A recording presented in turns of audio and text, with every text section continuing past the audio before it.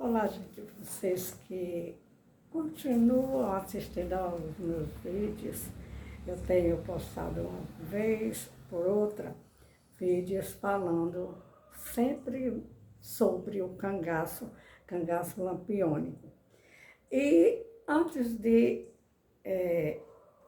colocar os meus vídeos, eu assisto a outros vídeos também de outras pessoas que gostam e que estudam e que analisam o cangaço lampiônico, né? Então, a minha linha é do direito, da psicologia, da psicanálise. É nessa forma que eu sigo a linha científica, né? Então, mas vamos, ao início deste vídeo, eu quero falar o seguinte, que há alguns dias atrás, as pessoas estavam muito empolgadas para reconstruir a casa dos pais de Virgulino lá no município de Floresta do Navio, em especial fica bem próxima à vila de Nazaré do Pico, que é o lugar praticamente onde tudo começou. O início mesmo da vida de Lampião, os pais dele moravam lá nas Pedreiras, mas ele nasceu na casa da avó, a dona Jacosa, que já é bem mais próximo de Floresta do Navio e, consequentemente, de Nazaré do Pico. Então, foi muita empolgação de pessoas que estiveram lá em Nazaré, que é a vila, está preservada lá, uma vila histórica, e que foram colocadas agora umas placas nas casas dos nazarenos, dos soldados das volantes de Pernambuco. Nem todos moraram ali na vila, mas aquela região ali, quase toda ela foi envolvida no cangaço como combatentes, né? Então, começaram da premissa que a casa dos pais do Virgulino seria a maior atração para levar turistas para Nazaré do Pico, coisa que eu refuto. Por quê? Porque a própria vila de Nazaré é o lugar onde tem a história, onde qualquer pessoa que quiser estudar a parte do cangaço lampiônico, precisa ir em Nazaré do Pico. A vila está preservada, as casas todas estão praticamente com a mesma silhueta da época de há 100 anos atrás, porque a vila foi fundada, as casas foram ali construídas depois que o Virgulino, o vulgo Lampião, o rei do cangaço, ele dizia que ia incendiar Nazaré. Ele tentou, mas ele não conseguiu e foi expulso de lá. Inclusive, os pais dele saíram de Pernambuco e foram para o estado de Alagoas. E o Virgulino começou a sua trajetória exatamente ali em Nazaré. Então, no meu entendimento, o significado da casa não tem assim esse valor que as pessoas quiseram dar, porque lá em Nazaré não se conta a história de Virgulino, mas sim dos nazarenos, dos combatentes do Virgulino e dos cangaceiros, que o Virgulino arregimentava para o seguir, que ele era um criminoso no meu entendimento nato, né, do tipo psicopata, que deu muito trabalho para as famílias do Nordeste, dos sertões do Nordeste do Brasil. Então, essa história, ela já vem, perdura o final há 83 anos, neste ano de 23, faz exatamente 85 anos, né? E ainda se contam as histórias, mas sempre do lado das pessoas que têm não é só a curiosidade ou o desejo de estudar, mas muitas vezes as pessoas querem ser o próprio Lampião.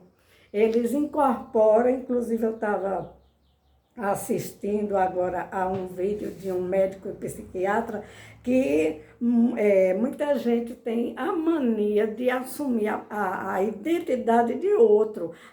Por exemplo, ele falou o seguinte, que muita gente, na época das guerras napoleônicas, muita gente depois se vestia e dizia que era um Napoleão Bonaparte. Então, isso é uma espécie de megalomania, mas também um distúrbio de personalidade de comportamento. Não estou dizendo que todo mundo que se veste, mas não, para que eu estude o cangaço, não é preciso que eu vista as mesmas roupas que os cangaceiros vestiam, né? Então, isso é uma parte aí que a gente tem que analisar, certo?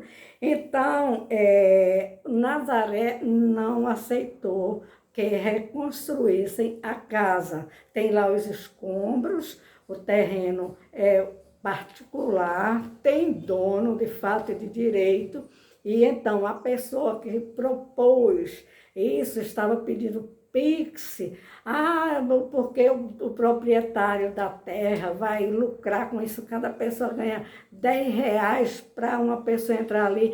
Eu achei até uma desfeita, porque até hoje, 100 anos praticamente, os nazarenos não precisaram ganhar R$ 10 para entrar ali, né? E a propriedade é privada e o senhor Justino, é o nome dele, do dono das terras, não quis, não aceitou a proposta, era para levar turista para Nazaré. Quem quiser ir para Nazaré estudar essa parte do início da vida do Virgulino, pode ir lá, com certeza, vai conhecer os lugares, entre aspas, né?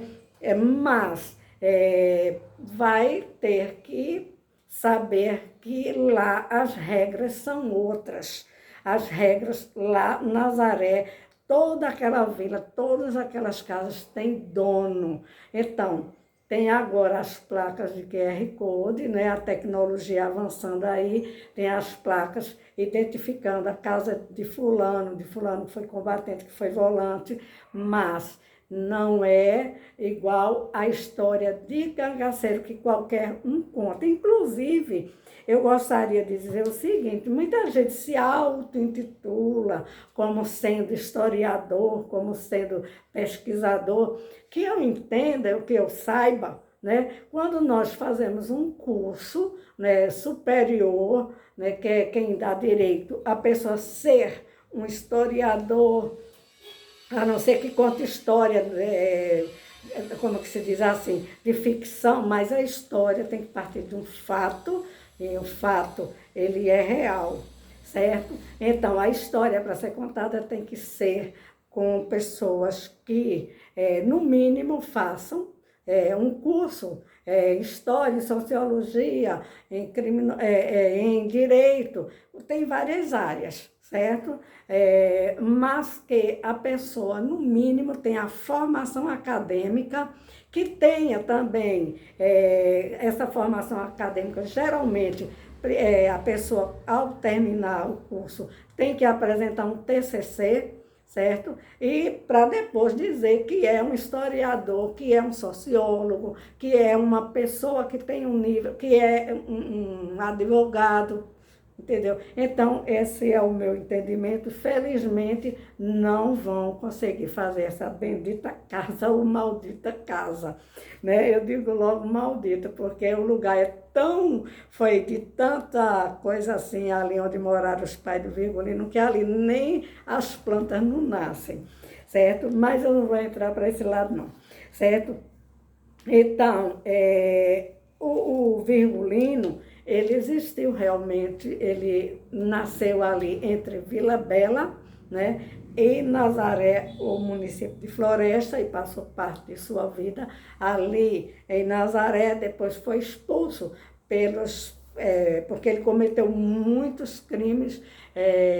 Ele era uma pessoa que tinha problemas de personalidade, não era louco, ele sabia o que fazia, mas ele tinha personalidade psicopática, e os psicopatas geralmente eles têm o desejo e têm a necessidade de ter o poder. Por quê? Porque eles não têm a lei, né? Eles não, quer dizer, eles não têm a lei do pai, né? E eles não obedecem à lei do Estado. Então, para eles matar e não responder a processo, matar, estrangular, estuprar, tudo isso para o psicopata do tipo Virgulino, isso era o que ele sabia fazer. Então, a pergunta ou a questão é, o Virgulino já nasceu psicopata, segundo os médicos, vejam, médicos, psiquiatras, ele deveria ter algum componente já, essa predisposição a ser um psicopata do tipo serial killer, que é o mais grave. Existem níveis, né? O mais moderado, o mais forte, né? E existem aí os níveis de psicopatia, certo? Então, a época de Virgulino, deu muito trabalho, gente, deu muito trabalho. Por quê? Porque ele andava ali, o Virgulino, ele não tinha paradeiro, ele arranjou muitos inimigos durante toda a vida dele. Eu tive que estudar até a vida dos ascendentes do Virgulino para poder entender determinada coisa. Mesmo assim, existem duas linhas. Nas psicopata, digamos, tem uma glândula que não funciona, e eles são pessoas frias, calculistas e sem empatia. Eles não têm capacidade de se colocar no lugar dos outros, e o gozo para eles é maltratar. Virgulino, desde pequeno, desde garoto, que ele já maltratava com os animais. Isso é uma coisa, segundo a doutora Ana Beatriz, aqui no Brasil, a nossa legislação não permite que se dê um diagnóstico de um psicopata antes dos 18 anos, mas o Virgulino já tinha todo o histórico para ser identificado depois como um psicopata do tipo serial killer, certo?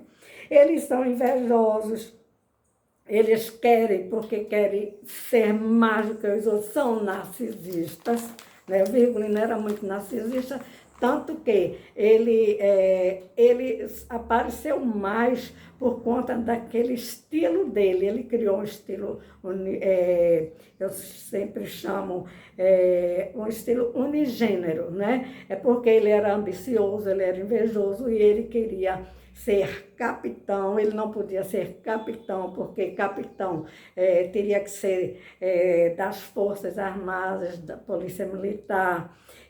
Por isso que ele usava as estrelas no chapéu, porque ele não podia usar as insígnias dos militares, como Polícia Militar, Aeronáutica, Marinha, ele não podia usar, né? Mas ele tinha vontade. Aí então ele, como era narcisista, ele vai usar aquele chapéu, né, com aquelas estrelas bem chamativas, né, impactantes, para dizer que era maior do que os próprios militares. Deu muito trabalho, né?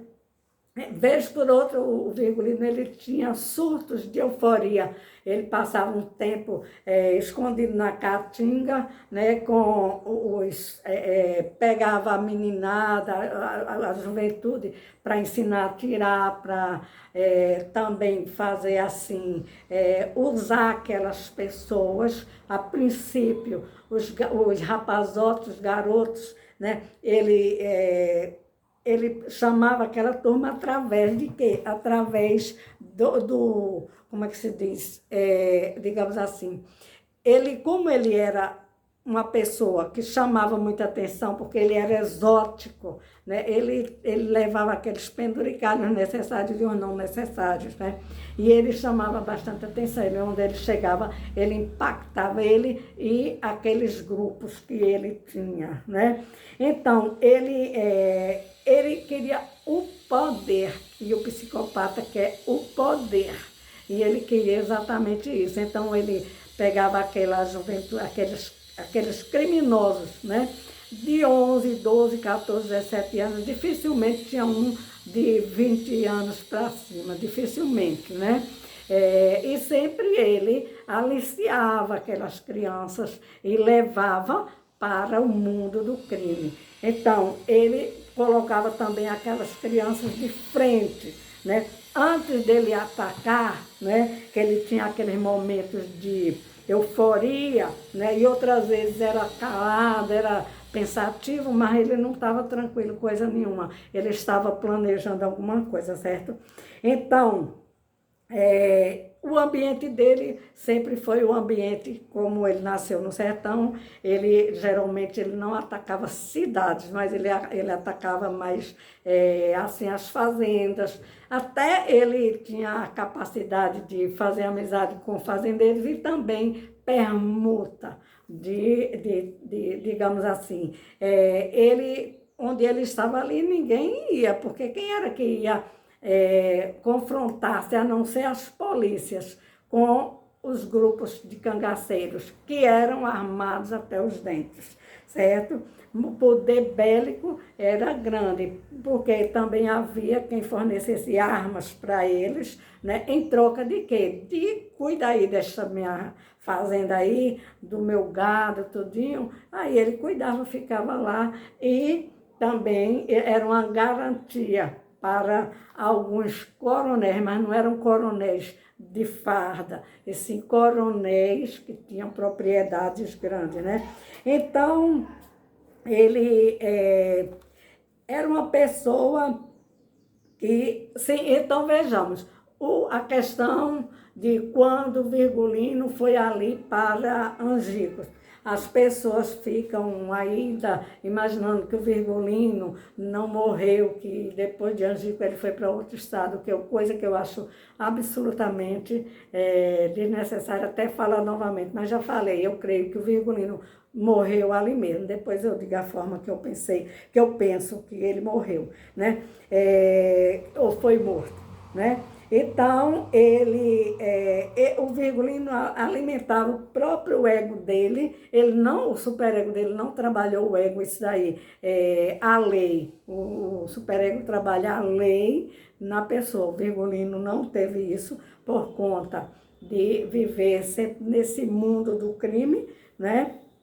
Então,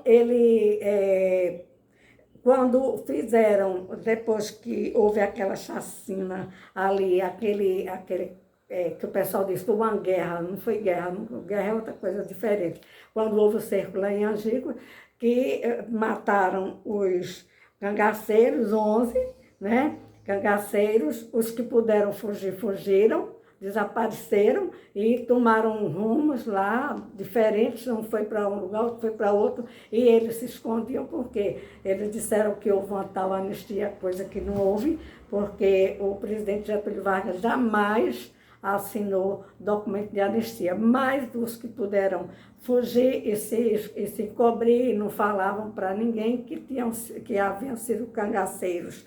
Por quê? Porque tinha muito inimigo também, e também ruim para, digamos, aqueles que sobreviveram, que ficaram em outros estados, mais o estado de São Paulo, né? Então, depois foi que eles tiveram coragem de falar, e muita gente se aproveitou dessas pessoas que deram informações muito desencontradas e muitas vezes irreais. A história do cangaço foi contada por pessoas que encobriam o lado mais negativo e sempre quiseram vendiam matéria para pessoas que escreveram livros e que se deram muito bem, que eram outro tipo de gente aproveitadora, certo? E colocavam esses cangaceiros em casa, né? Foi vários escritores, né? Que se diziam, se auto-intitulavam historiadores, colocavam esses cangaceiros em casa, sustentaram, como por exemplo a Dadá, né? Sustentaram a Sila, para eles contarem a versão deles, né?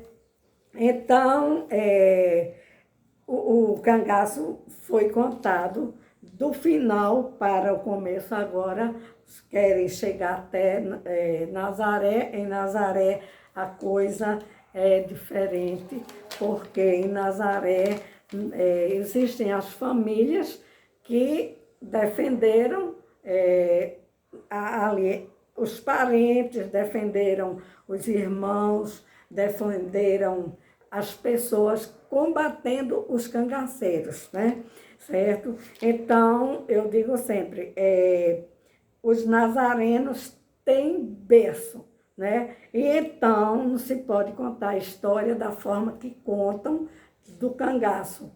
Eles têm que entender isso, por isso a casa não vai ser reconstruída. Por quê? Porque tem dono, a terra ali tem dono, as terras, certo? Então, gente, a época que, depois que houve aquele cerco ali em Angico, aí, depois que os cangaceiros, 11 foram mortos, né? Então, depois foi se estudar, se analisar as cabeças dos cangaceiros, doutor Lages Filho mesmo. Ainda naquela época, era a época da escola lombrosiana, que usava frenologia, que era medir a cabeça do indivíduo. Se a pessoa tivesse uma cabeçorra, se tivesse alguma coisa, digamos, algum defeito físico, se fosse negro, né? Os negros eram muito discriminados na escola Nina Rodrigues, né? Que utilizava o método lombrosiano. Aí, como que iam estudar a cabeça e dar um laudo, digamos assim, para dizer causa-morte, se levaram apenas as cabeças, os corpos ficaram lá em Angicos, entregue aos urubus. Então, não se podia dar causa-mortes, por isso não houve um laudo pericial, inclusive o doutor Lages Filho estranhou muito aquela cabeça que apresentaram dizendo que era do Virgulino do Lampião, porque ele viu várias coisas que não, por exemplo, que a cabeça era uma cabeça pequena, veja, a cabeça era pequena, os cabelos eram compridos e tinham uma trancinha, viram também, já tinha a cabeça que foi apresentada para o doutor Lages Filho, ela tinha uma microdentia, que não era compatível com o que ele via nas fotos, que eram poucas fotos, o Virgulino pouco deixava se fotografar para não ser identificado pelas polícias, né? Às vezes ele deixava fotografar, mas não era fácil não, viu, gente? E outra coisa, depois de muito tempo, surgiu uma outra, depois do ano de 69, aí surgiu o doutor Lamartine aí, que exumou a cabeça, vejam só, exumou, significa que a cabeça já tinha sido enterrada, não tinha mais nada dentro do crânio, a parte mole, que é onde se estuda, a mente da pessoa está no cérebro, já não tinha mais nada dentro, inclusive essa parte mole que tem dentro do crânio, né, da pessoa, havia escorrido pelo forame magno, né, e a cabeça ficou achatada. Também não se sabe exatamente se aquela cabeça era do Virgulino, porque dizem que quando dos tiros, foram 2 tiros, que o Virgulino foi alvejado. O primeiro tiro, eu suponho, veja, como o doutor Lamartine disse que foi dado de muito perto, eu suponho que o próprio Virgulino, ele mesmo se suicidou, porque o Virgulino, ele tinha a personalidade psicopática, ele não admitia de forma alguma que perder o poder que ele tinha. Ele tinha um poder bélico, ele tinha um poder, ele dominava, certo, os cangaceiros e dominava também as pessoas na hora de matar, né, que eles gostam, o psicopata gosta de ver a pessoa ali sofrendo, né, eles ficam felizes, né, entre aspas, né, a felicidade do psicopata é o gozo, ele goza quando ele maltrata, quando ele subjuga as pessoas, né, submete a pessoa a, digamos assim, deixar a pessoa, digamos, no chão, ele mata, pipina, esfola, toca fogo, né, era o Virgulino, ele fazia isso era normal para o Virgulino, porque era psicopata, né? Então, o Virgulino, a cabeça foi estudada nessas condições, tanto que o doutor Lage não deu um laudo pericial, certo? Mesmo assim, levaram aquelas cabeças para o Instituto Dina Rodrigues, né? Foi o doutor, deixa me ver, o médico que examinou, o primeiro médico que examinou a cabeça foi o doutor Lages Filho, né? E era utilizando o método da frenologia, como eu falei, que não depois caiu por terra, né? Porque ninguém pensa com o crânio, assim, e a memória, tudo faz parte digamos, do cérebro, né? E a mente, conforme eu tenho analisado, ela não existe, a mente não existe, existe sim, existe a parte, né, dos neurônios, das células, isso tudo existe. Hoje é possível se estudar, se analisar cientificamente, fazer, digamos assim, neuroimagem para poder se entender, mas ainda hoje os estudos ainda estão avançando. Então, o que eu queria falar foi exatamente sobre essa possibilidade de se reconstruir a tal casa do Virgulino. Sim, mas voltemos um pouco, né? Quem deu o primeiro tiro em Virgulino, no meu entendimento, foi ele próprio, porque ele não atendia, não se submetia a lei nenhuma. A lei era a dele, que é a lei do psicopata, certo? Ele não se entregaria. E também outra coisa, jamais o Virgulino mudaria sua personalidade para viver, planejar uma vida e ter contato assim, formar uma família, conforme algumas pessoas acreditam que Virgulino constituiu uma família com a Maria, teve muitos filhos, nunca apareceram esses filhos, né? Ficou só no imaginário das pessoas. Por que o imaginário? Porque o Virgulino preferia se matar, preferiu dar um tiro na cabeça, depois o Panta de Godoy terminou de matar com outro tiro na parte fronto-parietal, mas o Virgulino, quando o Panta de Godoy deu o segundo tiro ali na cabeça do Virgulino, o Virgulino já estava praticamente, as vascas da morte já estavam se debatendo sobre uma pedra, e ele preferia ele mesmo se matar, tirar a própria vida, a se entregar às polícias, porque ele sabia que nas mãos das polícias, fosse de Alagoas, de Pernambuco, Sergipe, Paraíba, do Ceará, foram 7 estados pelos quais ele passou, e o cangaço foi 7 estados, né?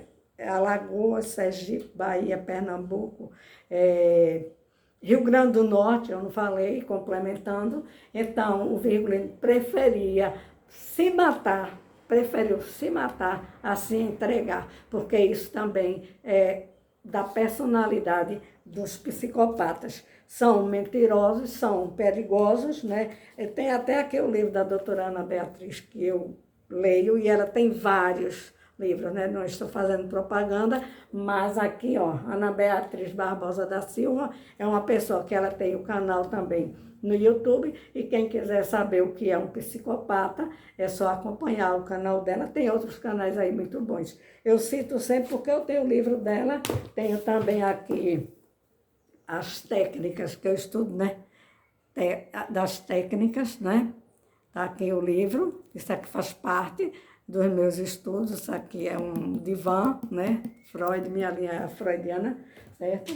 E a lacaniana, e agora a doutora Ana Beatriz, para poder falar sobre essa história do Virgulino, e que as pessoas, se quiserem ir em Nazaré do Pico, vão em Nazaré do Pico, lá vocês vão encontrar material que é da época, e que tudo que tem lá foi de época, e não é, digamos assim, não é réplica, não, é coisa que foi realmente roupas dos nazarenos, dos policiais, capes, né, as insígnias que eles usavam, inclusive Manuel Neto, e temos a pousada lá, Manuel Neto, que é do neto de Manuel Neto. Vão em Nazaré, se quiserem também, curtam o meu vídeo, deem o like aí, porque quando eu colocar mais vídeos, aí vocês poderão acompanhar o meu raciocínio, que é diferente daqueles que vão estudar o cangaço e vão vestidos de cangaceiro. Fazer o quê? Cada um tem seu gosto. Mas é isso aí, nosso estudo é dentro, eu abordo dentro das ciências.